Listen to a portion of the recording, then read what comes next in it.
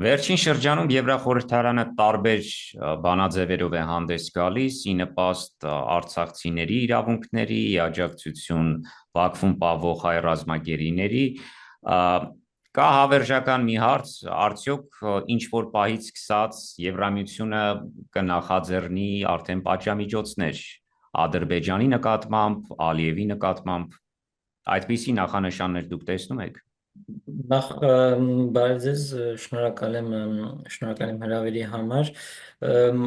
Ազնիվ ասած ոչ, չենք տեսնում։ Եվրո կարևոր է տարբերել Եվրոպական խորհրդարանը Եվրոկոմիսիայից ու Եվրոպական խորհրդից։ Եվրոպական խորհրդարանը ինքը արտաքին հարցերում որոշիչ դեր չի կատարում, իրանք կարան բանաձևեր քվեարկեն, իրանք կարծիքը հայտնեն, հորդորներ ուղեն, բայց իրանք որոշիչ դեր չունեն։ Շատ էլ որ ճիշտ է, Եվրոպական խորհրդարանը այսօր դրությամբ շատ հայամետ բանաձևեր է քվեարկում, ինչ վերաբերում է մյուս կառույցներին, որ նշեցի, իրանցից ցավոք սրտի ես ամեն դեպքում այսօրվա դրությամբ ոչ մի դրական ազդակ չեմ տեսնում այդ ուղղությամբ, ընդհակառակը Ուրսուլա վոն դեր Լեյենը կամ Կոմիսիան գնում են դեպի Ադրբեջանի հետ հարաբերությունները սերտացնելու ու իրանց կողմից ոչ մի դրական արձագանք չկա ցավոք սրտի այս դրությամբ ռազմագերիների վերաբերյալ կամ արցախցիների իրավունքների վերաբերյալ։ Քանի որ Եվրահանձնակատարի անունը շոշափեցինք, Ալիևը վերջերս սաստել է Ուրսուլա ֆոն դեր Լայենին, ասելով, որ թող չխառնվի Հայաստան-Ադրբեջան-Թուրքիա հարաբերություններին։ Մինչև այս պահը արձագանք չկա, Հայաստանից ամենայն դեպս չկա։ Եվրոպայում ինչպես է նա արձագանքել, վերնախավական մամուլը ինչպես է արձագանքել Ալիևի այս խոսքերին։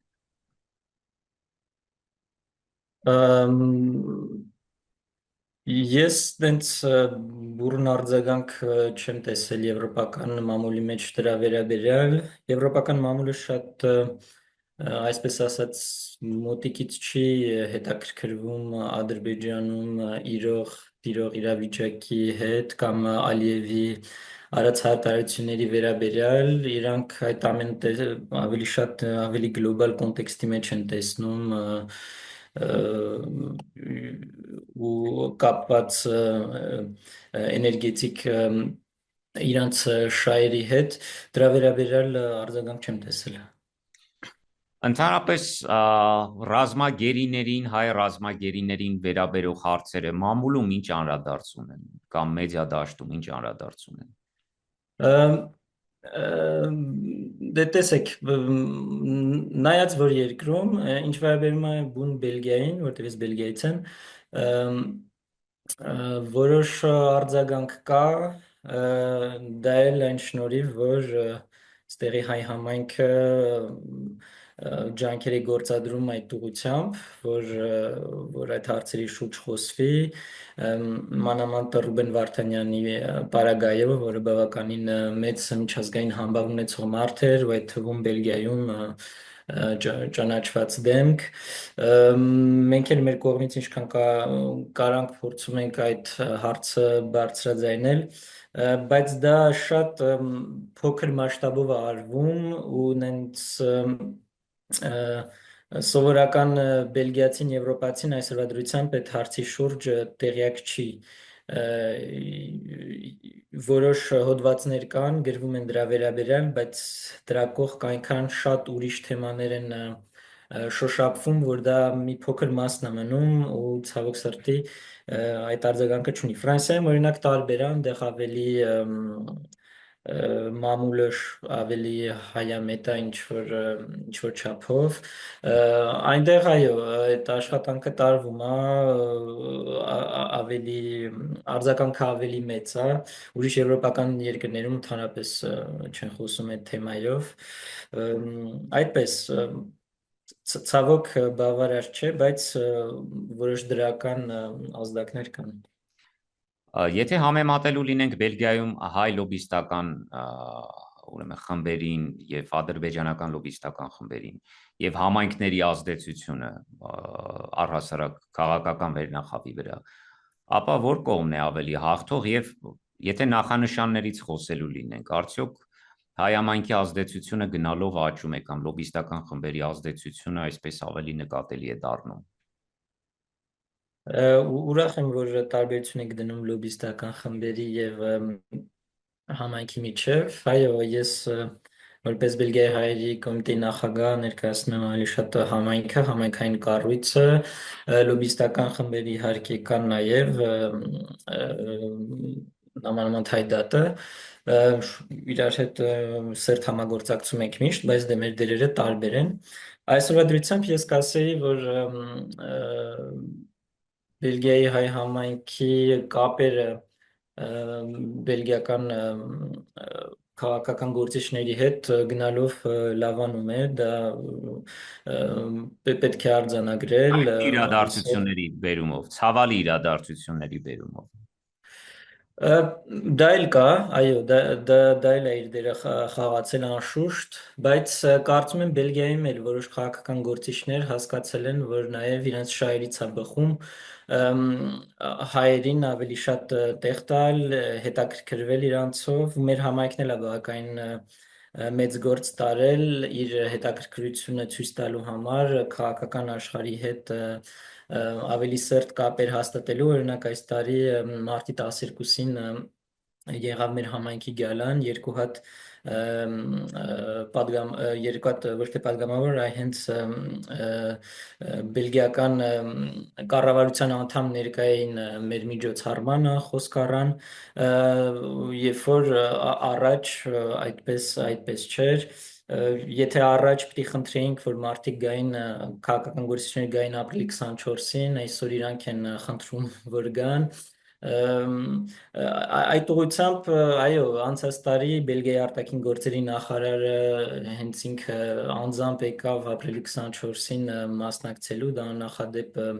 միջոցառում էր, որ կառավարության անդամ արտաքին գործերի նախարար գա մասնակցի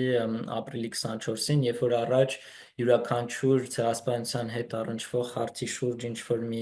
դիրքորոշում վերցնելը շատ մեծ զգուշությամբ էին անում։ Այդ ուղղությամբ, այո, բազմաթիվ օրինակ խաչքարեր են դրվում ամբողջ Բելգիայով, դա ոչ մի խնդիր չի առաջացնում, բոլոր քաղաքները շատ ուրախ են, որ նոր հայկական խաչքարներ են դրվում, կարծում եմ մեծամասամբ հայամետ բանաձևերը բելգիական խորհրդարանում սովորաբար քվեարկվում են միաձայն, գրեթե միաձայն, այդ առումով պետք է ասեմ, որ այո, պարզ է ադրբեջանական համայնքը ստեղ շատ ավելի փոքր է, իրանք այդ ազդեցությունը չունեն, չեն կարող ունենան, բայց դա չի նշանակում, որ իրանք լավ արդյունքներ չեն ձեռք բերում, իրանց մոտ աշխատում է ոչ թե ինչ-որ համայնք կամ լոբիստական կազմակերպություններ, իրանց մոտ աշխատում է դեսպանատունը, այսինքն իրանց պետությունը ու իրանց պետությունը կոնսուլտանտները վերցնում, հենց պրոֆեսիոնալ լոբիստների միջոցով, որոնք ադրբեջանցի չեն, իրանց գործը առաջ են տանում, բավականին արդյունավետ ձևով որոշ պարագաներում, աշխատելու ձևերը տարբեր են, բայց ընդհանուր առմամբ Բելգիայում մեր համար իրավիճակը բավականին դրական է այսօրվա դրությամբ, բայց դե ցավոք սրտի դա անմիջապես չի ծառայում Արցախի կամ Բաքվում գտնվող մեր գերիների հարցերը կարգադրելու համար։ Եվ առաջիկայում ինչ միջոցառումներ են սպասվում ձեր կոմիտեի նախաձեռնությամբ։ Դե ապրիլի 24-ը իհարկե, որը շատ շուտով պիտի լինի, նաև մենք պատրաստել ենք ցուցահանդես Բելգիայի հայ համայնքի պատմության վերաբերյալ, այսինքն Բելգիայի հայ համայնքը երկար պատմություն ունի, ցեղասպանությունից փախած Հայերը այստեղ հաստատվել են 20-ական թվականների սկզբին, կազմել են Բելգիայի հայրիկ կոմիտեն, որ 100 տարից ավել այսօր գոյություն ունի, ու այդ պատմությունն ենք ուզում ներկայացնել, արդեն ցուցահանդեսը պատրաստ է, պիտի հիմա արդեն տեղը որոշենք, որ ինչքան հնարավոր է նշանավոր տեղ լինի, կարևոր հյուրերով, որ բելգիացիները ավելի շատ իրանք ծանոթանան, որ Բելգիայի հայ համայնքի կարևորությունը Բելգիայում ավելի շատ ընդգծենք։